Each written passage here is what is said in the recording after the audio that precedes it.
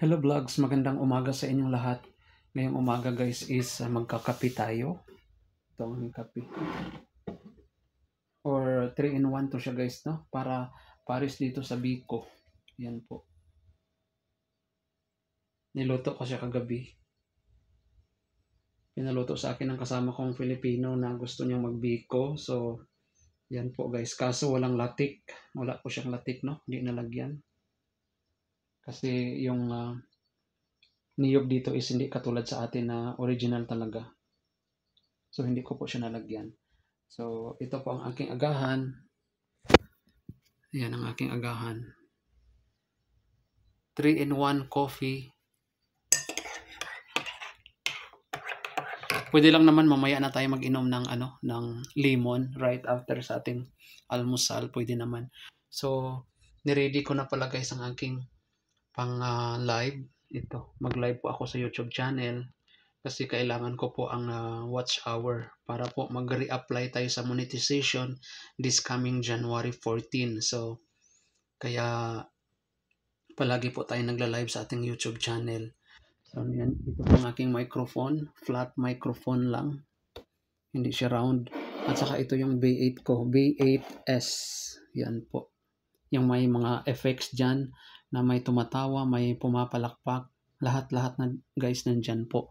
Lahat sa effects na iyan. So, kakain muna ako habang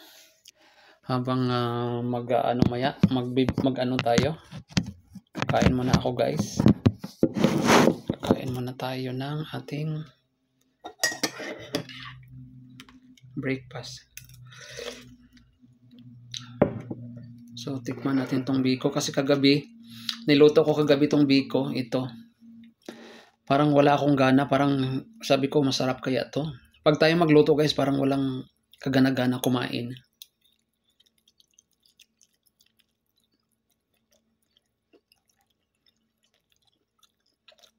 Masarap din pala.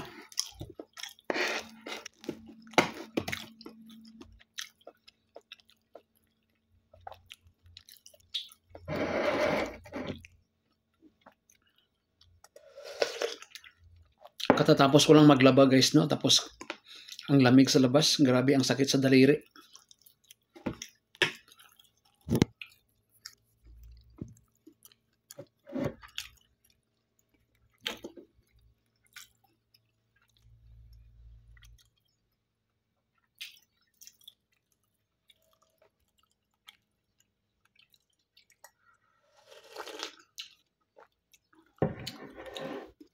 Last pasilip sa biko.